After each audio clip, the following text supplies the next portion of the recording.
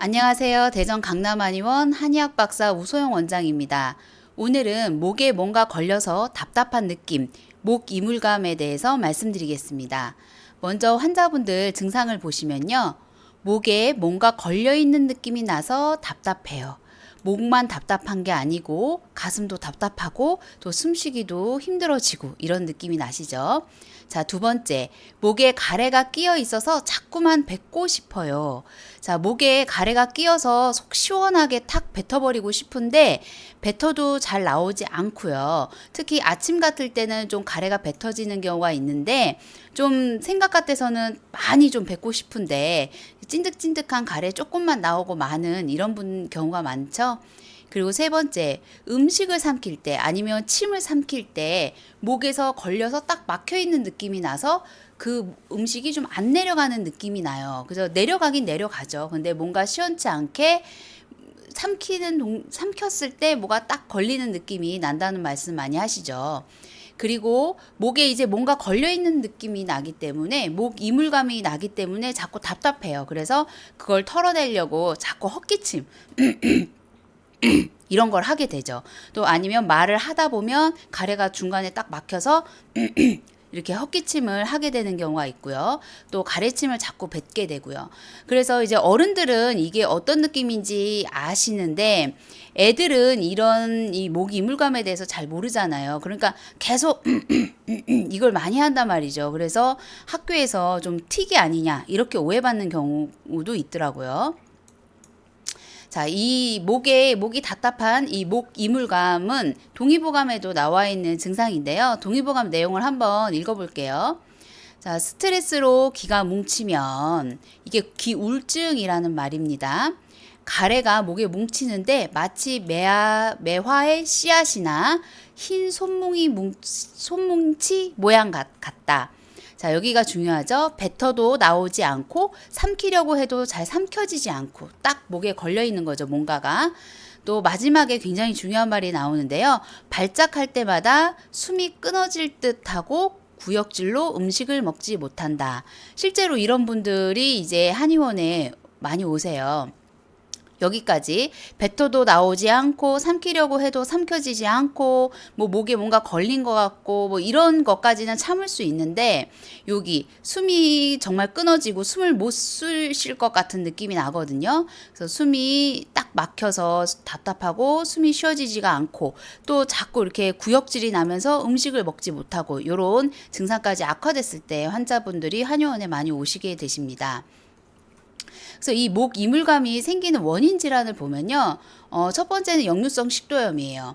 이 위에 있는 위산이 거꾸로 타고 올라와서 식도를 상하게 하고 또 이게 더 올라와서 인후두, 목까지 올라오면 목이 상해서 이제 목 이물감이 생기는 거고요. 두 번째는 후비루 증후군. 이게 후비루라는 게 그렇잖아요. 비염이나 축농증, 뭐 감기 같은 걸로 인해서 콧물이 많아지면 이게 목 뒤로 넘어가서 목에 가래가 걸리는 건데요. 사실 이 후비루 증후군이면 당연히 이비인후과를 먼저 가시잖아요. 근데 이비인후과에서 별로 심하지 않다라는 말을 듣고 오시는 분들이 계세요. 왜 그러냐면 이 후비루 증후군으로 목이 답답한 증상은요. 후비루가 양이 많다고 해서 이 답답함이 더 커지는 건 아니에요. 오히려 많은 분들은 물기 때문에 제가 실제로 이렇게 그 석션 팁을 넣어가지고 후루룩 빨아내보면 쉽게 빠지거든요. 그리고 엄청 많이 여기 고여 있는데도 환자분들은 못 느끼시는 경우가 많아요. 그런데 문제는 이게 코 점막이나 목 점막이 건조해지고 열이 생겼을 때 이 후비루가 굉장히 끈적끈적해지면서 목에 딱 달라붙거든요. 그렇게 되면은 양은 많지 않아요. 그래서 이제 뭐 그렇게 심하진 않아요. 비염이 있는데 그렇게 심하진 않아요. 뭐 불편할 정도는 아니에요라고 듣고 오시는데 본인은 답답한 거죠. 그런 경우가 대부분 이렇게 후비루가 찐득찐득해져서 목에 딱 붙은 경우가 많아요. 이제 그럴 때 이제 후비루 증후군 환자분들이 목 이물감을 굉장히 강하게 느끼시고요. 아침에 특히 이렇게 누워서 주무시는 때 후비루가 많이 넘어가기 때문에 아침에 일어나면 더 목에 가래가 끼고 뱉어내고 싶죠. 그때 조금씩 뱉어지기도 하고요. 근데 완전히 다 뱉어지진 않고요. 그 다음에 마지막으로는 편도결석인데요. 이제 편도에 염증이 생겼다 낫다를 반복하다 보면은 편도에 그 염증 결과가 되게 딱딱하게 묻어서 노란 알갱이가 보여요. 그래서 이거는 빼내셔도 되고, 뭐 아니면 너무 자주 생긴다 싶으시면 편도 자체를 이제 수술하시는 경우도 있고 그렇습니다. 자, 이렇게 원인 질환을 다 알잖아요. 뭐 역류성 식도염 약 먹을 수 있고, 후비로 비염 축농증 치료하면 되고, 뭐 편도도 이렇게 원인을 다 아는데 왜 안 낫는 분들이 계시냐? 저희 한의원에 오신 분들은 대부분 막 몇 년씩 되신 분들이기 때문에 이렇게 안 나서 오시는 분들이 많아요. 근데 그 이유를 보면요. 첫 번째는 건조함이에요. 입이 건조하든지 코나 목이 건조하든지 이 건조함이 있으신 분들. 자, 구강 건조증이라는 것은 침이 부족한 거잖아요. 침이 부족해지면 이 침은 굉장히 우리 몸의 중요한 소화 요소이기 때문에 구강 건조증이 있으면 역류성 식도염이 생기거나 더 심해져요. 그래서 구강 건조증과 역류성 식도염이 있으신 분들이 많고요.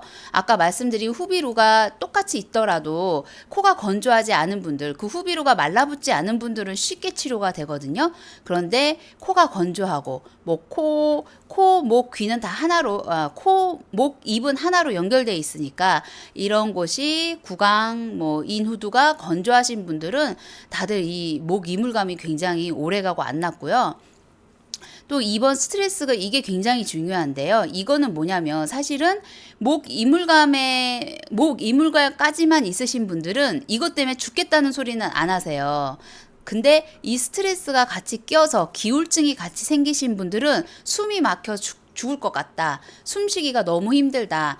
누우면 가래가 목을 막아서 내가 숨을 못 쉬어서 죽을 것 같다. 막 그 목구멍을 이렇게 끄집어내고 싶을 정도로 답답하다. 이런 말씀 많이 하시거든요. 그래서 단순히 그냥 목이 답답하고 뭐 목이 불편한 것을 넘어서 죽겠다는 소리가 나오면 이걸 못 고치면은 내가 죽을 것 같이 답답하다라는 단계까지 넘어가면 스트레스가 많이 작용하고 있는 거예요. 그래서 저희가 이제 치료를 할 때 뭐 위 식도가 안 좋은 분들은 뭐 위 식도를 치료하고 그거에 맞춰서 뭐 한약도 쓰고 침도 쓰고요. 뭐 후비로는 뭐 비염 축농증 치료도 같이 하고 뭐 자꾸 편도에 이렇게 염증이 재발되시는 분들은 이제 편도 치료를 하고 하지만 이 원인 질환 치료만 가지고 안 되는 분들이 되게 많아요. 그래서 뭘 추가로 해줘야 되냐면 저희 한의원 같은 경우는 후비로 배농 치료를 거의 다 하는 것 같아요. 왜냐하면 저희가 이제 구강 혀질환 많이 보잖아요. 그 환자분들도 거의 건조증을 가지고 계세요. 구강 건조증. 왜냐하면 건조하지 않았다면 이 병이 안 생기는 그런 것들이 많거든요. 그리고 비염 후비로도 그냥 초기에 오시는 분보다 뭐 이것저것 항히스타민제 같은 걸 많이 먹어도 안 되는 분들이 오시기 때문에 그분들도 콧물이 흐르면서도 코가 건조한 이런 분들이 많으시거든요. 그래서 구강 건조, 코 건조증을 많이 동반하고 있는 분들이 많으셔서 후비로 배농 치료를 같이 해드려요.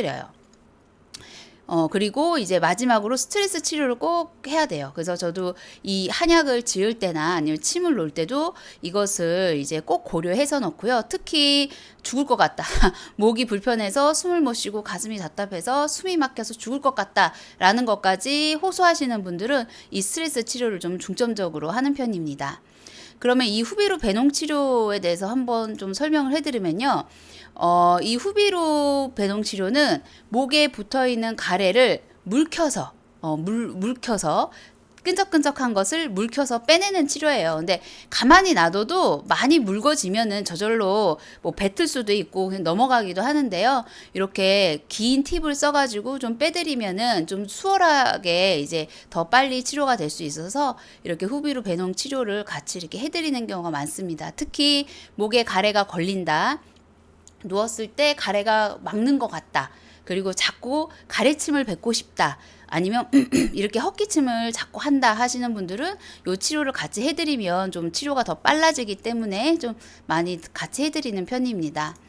뭐 저희 한의원은 네이버 블로그도 운영하고 있고요. 또 유튜브 채널도 운영하고 있고 그리고 카카오톡으로 상담을 하고 있어요. 그래서 010-4618-빨리 치료를 이제 이게 검색하셔가지고 하셔도 되고, 아니면 대전 강남 한의원을 검색하시면 저희가 나오니까 친구 추가하시고 이제 상담을 해주시면 되는데요. 좀 자세하게 적어주시면 적어주실수록 더 도움이 되실 것 같습니다. 이상 대전 강남 한의원 우소영 원장이었습니다. 감사합니다.